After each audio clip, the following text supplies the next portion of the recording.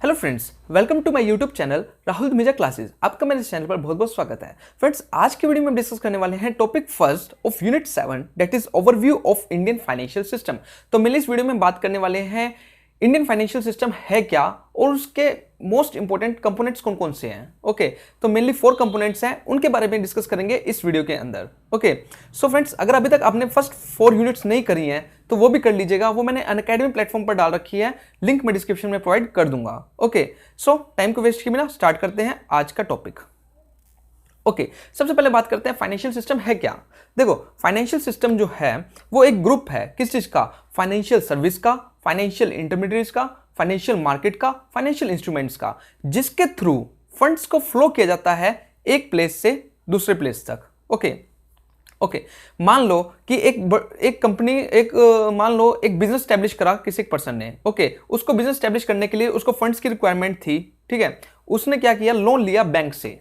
Okay, bank से loan लिया। अब एक बार बताओ कि बैंक वालों ने क्या अपनी खुद की करेंसी छाप रखी थी? नहीं, उनके पास भी तो पैसे कहीं से आए होंगे। हो सकता है रिजर्व बैंक से उन्होंने लोन लिया हो सकता है कस्टमर्स ने डिपॉजिट करवाया हो। नॉर्मली हम क्या करते हैं, बैंक में जाके अकाउंट खुलवा लेते हैं। जिसके पास एक्स्ट्रा मनी होती है या सेविंग करनी होती है वो बैंक में डिपॉजिट करवा देता है। बैंक क्या करता है, उसी मनी को आगे लोन के रूप में ट्रांसफर कर देते हैं किसी दूसरे पर्सन को। ओके, जिसके थ्रू वो अर्निंग भी करते हैं। ओके, एक इंटरेस्ट चार्ज करते हैं, जो बीच का जो मार्जिन होता है उनका प्रॉफिट मार्जिन होता है। तो इस तरह ये क्या हो रहा है, मनी फ्लो हो रही है। जिसके पास एक्सेस है वो दे रहा है, जिसको रिक्वायरमेंट है वो ले रहा है। ओके, तो इस तरह मनी का फ्लो होता है पूरी हमारी इकोनॉमी के अंदर, जिससे इकोनॉमी डेवलप भी होती है। मनी के फ्लो से ही इकोनॉमी डेवलप होती है। जब पर्सन क्या करते हैं, इस मनी को अपने घर में ही जोड़ के रख लेते हैं तो उसको हम कह देते हैं ब्लैक मनी क्रिएट होगी, जिसके ऊपर हम नॉर्मली टैक्स नहीं पे करते। ओके, तो इसलिए कहते हैं मनी का फ्लो होना बहुत ज्यादा जरूरी है। किसी एक कंट्री की इकोनॉमी की डेवलपमेंट के लिए जरूरी है मनी का फ्लो करना। ओके, चलिए पढ़ते हैं अब इसके बारे में। The financial system of a country is an important tool for economic development of the country। तो ये इकोनॉमिक डेवलपमेंट के लिए इंपॉर्टेंट टूल है। ओके, फाइनेंशियल सिस्टम जो है इसके थ्रू ही हमारी इकोनॉमी क्या हो रही है, डेवलप हो रही है। एक इंपॉर्टेंट कंपोनेंट है। As it help in the creation of wealth by linking saving with investment. देखो, अगर आपके पास सेविंग है और आप वो बैंक में जमा करवा रहे हो तो बैंक आगे उसको लोन दे रहा है, तो इससे कहीं ना कहीं हमारी इकोनॉमी डेवलप हो रही है। ओके, जिसको लोन की रिक्वायरमेंट है वो अगर अपना बिजनेस इसका स्टैब्लिश हो जाता है तो उसका फायदा हमारी इकोनॉमी को ही पहुंचेगा। ओके, उससे क्या होगा, डिमांड क्रिएट होगी, एम्प्लॉयमेंट अपॉर्चुनिटीज आएंगी, तो कहीं ना कहीं हमारी इकोनॉमी को इसका बेनिफिट देखने को मिलेगा। ओके, सो इसलिए कहा गया है it help in the creation of wealth by linking saving with investment. ठीक है, okay, it facilitate the flow of fund from the household savers to business firms to aid in wealth creation and development of both the parties। तो इससे दोनों parties को फायदा होता है। सेवर्स को क्या है, सेवर्स को इंटरेस्ट मिल जाता है। ठीक है, और इन्वेस्टर्स को क्या है, उनको क्या मिलता है, एक हाई रिटर्न मिल जाता है, जिसके थ्रू वो अर्निंग कर सकते हैं अपना बिजनेस स्टैब्लिश करके। ओके, आई होप आपको क्लियर हो गया होगा कि फाइनेंशियल सिस्टम क्या है। इसके मेनली हम 4 कंपोनेंट्स के बारे में डिस्कस करेंगे, और वो 4 कंपोनेंट्स कौन से हैं, चलिए देखते हैं। Intermediaries। ओके, तो these are the 4 main components of financial system. अब इनके बारे में डिस्कस करते हैं डिटेल में। ओके, सबसे पहले बात करते हैं फाइनेंशियल सर्विस है क्या। Okay, so financial service is concern with design and delivery of financial instruments, advisory services to individuals, businesses with the area of banking and related institutions.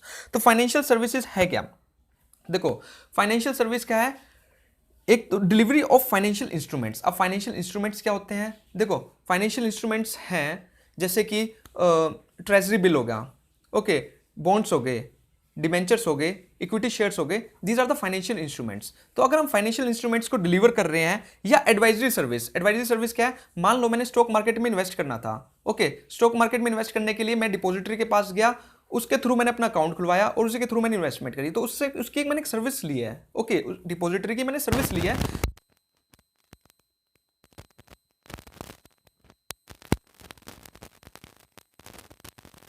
Invest करूंगा कौन से उसमें, मेरे को तो कुछ पता नहीं, तो उसी की एडवाइस लेके मैं क्या करूंगा, उसमें इन्वेस्ट करूंगा। तो एक एडवाइजरी सर्विस इसको कह सकते हैं, to individuals and businesses with the area of banking and related institution, personal finance, planning, leasing, investment, assets, insurance. तो इंश्योरेंस की भी अगर मान के चलो कि हम इंश्योरेंस ले रहे हैं तो ये भी तो एक सर्विस है। तो दिस इज द फाइनेंशियल, जो भी फाइनेंस रिलेटेड सर्विस होगी वो फाइनेंशियल सर्विस ही कहेंगे। लीजिंग हो गया, लीजिंग एग्रीमेंट हो गया, these are the financial service. Okay, अब दिस सर्विस इंक्लूड, इसमें कौन कौन सी सर्विस इंक्लूड होती है, सबसे पहली सर्विस आती है, मेन सर्विस जो है वो बैंकिंग सर्विस है।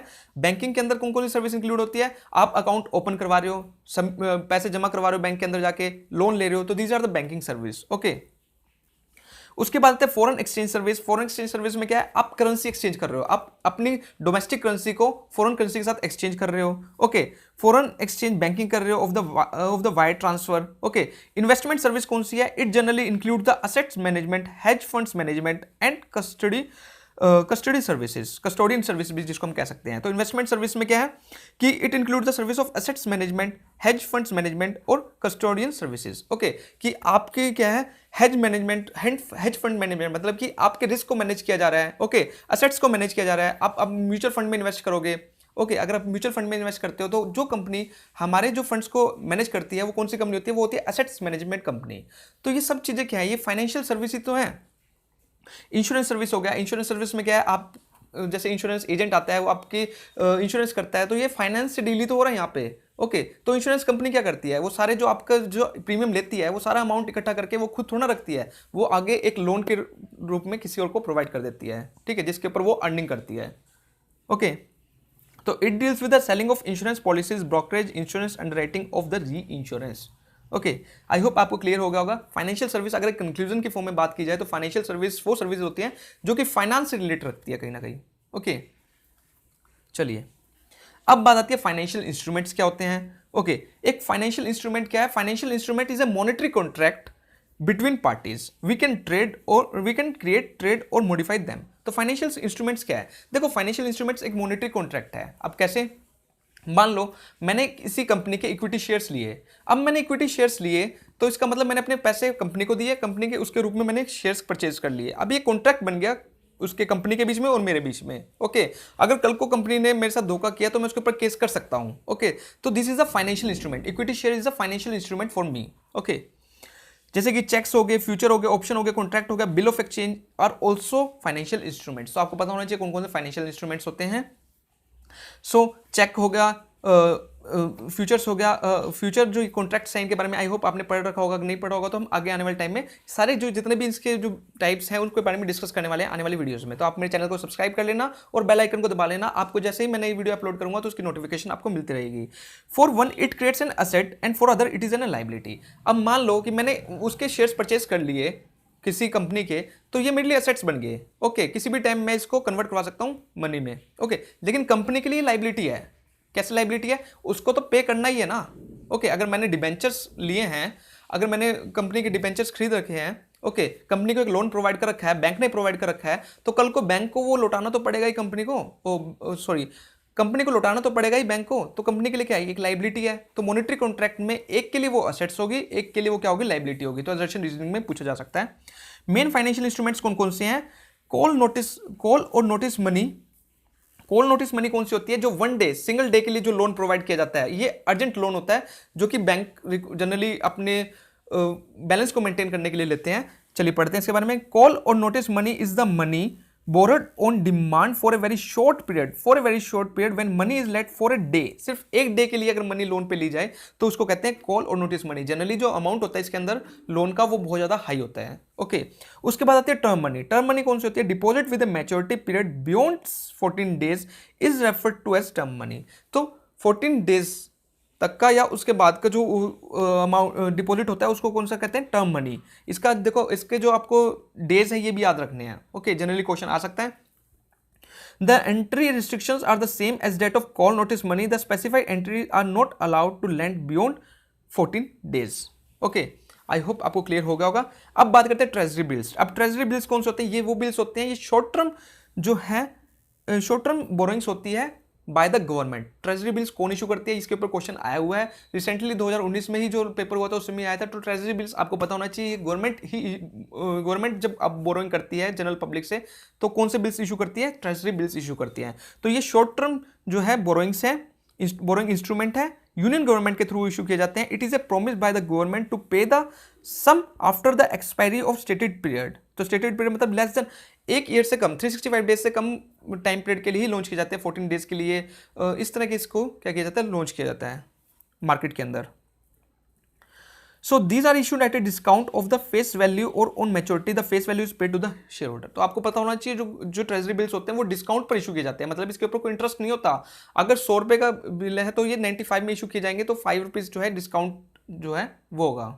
ओके, मतलब कि अगर गवर्नमेंट 100 रुपीज़ का लॉन्च 100 रुपीज़ का ट्रेजरी बिल अगर मार्केट के अंदर लॉन्च कर रही है तो वो 95 रुपीज़ का परचेज किया जाएगा, किसके थ्रू? जो इन्वेस्टर है। ओके, लेकिन जब उसको रिडम्पशन होगा तो वो 100 रुपीज़ ही उसको मिलेंगे, तो 5 रुपीज़ उसका प्रॉफिट गिना जाएगा। कमर्शियल पेपर क्या होता है? Commercial paper is an unsecured promissory note privately placed with investors eight a discount rate of the face value determined by the market forces. तो कमर्शियल पेपर क्या है? ये अनसिक्योर्ड प्रोमिसरी नोट है। Okay, आपको पता होना चाहिए क्या है? अनसिक्योर्ड प्रोमिसरी नोट है, privately placed with investors eight a discount rate of face value determined by the market forces. तो ये किस पे? मार्केट फोर्सेस के थ्रू रेट डिटरमाइन किया जाता है, उसके ऊपर इसको इशू किया जाता है। जनरली जो इसका टाइम पीरियड होता है वो 3 ईयर्स का होता है। ओके, अब बात है फाइनेंशियल मार्केट्स। अब फाइनेंशियल मार्केट्स क्या है? Financial market is classified into 2 groups. एक होती है कैपिटल मार्केट, एक होती है money market. Capital market is a market generally for long period के लिए जो मार्केट होती है, जिसके अंदर लॉन्ग पीरियड के लिए डीलिंग की जाती है, वो कैपिटल मार्केट होती है। जिसके अंदर short period less than 1 year के लिए डीलिंग की जाती है, वो मनी मार्केट होती है। Okay, a capital market is an organised market which provide long term finance for business. तो लॉन्ग टर्म फाइनेंस जहां प्रोवाइड किया जाता है वो होती है कैपिटल मार्केट, जैसे कि इक्विटी हो गया, डिबेंचर हो गया, तो ये कैपिटल मार्केट में ही इशू किए जाते हैं। फिर आती है इसके कौन कौन से मेजर टाइप्स है कैपिटल मार्केट के, उसके बारे में बात करते हैं। एक होती है corporate security market. Corporate security market नाम से ही रिकमेंड हो रहा होगा, जहां पे कंपनी की सिक्योरिटीज इशू की जाती हैं। ओके, तो corporate securities are the equity and preference shares, debentures and bonds of companies. The corporate security market is a very sensitive and active market. बहुत सेंसिटिव मार्केट है, क्योंकि यहाँ पे हर मिनट में आधे आधे घंटे में, 1 घंटे में बदलाव होता रहता है। शेयर्स के अंदर आपको पता है कि निफ्टी आज बढ़ रहा है, घट रहा है, तो इस चीज़ में बहुत ज़्यादा बदलाव होता रहता है। तो ये सेंसिटिव मार्केट है एकदम। इन्वेस्टर के जो शेयर्स के प्राइस है वो गिर भी सकते हैं और बढ़ भी सकते हैं। गवर्नमेंट सिक्योरिटी मार्केट्स क्या है? जिसमें गवर्नमेंट डील करती है, अपनी सिक्योरिटीज को बेचती है, खरीदती है।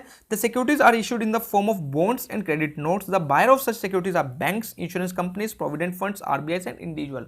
तो इसके जो बायर्स होते हैं वो कौन कौन से होते हैं? बैंक्स होते हैं, प्रोविडेंट फंड्स होते हैं, इंश्योरेंस होते हैं और इंडिविजुअल्स होते हैं। आपको एक चीज पता होना चाहिए, गवर्नमेंट सिक्योरिटी में अगर गवर्नमेंट ट्रेजरी बिल इशू करते हैं तो ट्रेजरी बिल्स नाम तो गवर्नमेंट का लगता है, लेकिन इशू वो आरबीआई के थ्रू किए जाते हैं। तो इसी क्वेश्चन आ चुका है, तो मैं आपको बता रहा हूं कि जो ये आरबीआई जो गवर्नमेंट सिक्योरिटीज जितनी भी होती हैं वो इश्यूज किसके थ्रू की जाती है? आरबीआई बैंक इसमें डील करता है। मेनली बैंक गवर्नमेंट के बेस पे डील करता है, जितने भी ये पब्लिक है, इंश्योरेंस कंपनीज है, इनके साथ। ओके, इसके बाद है लॉन्ग टर्म मार्केट, जहां पे हमको लोन प्रोवाइड किया जाता है बड़ी बड़ी कंपनीज को।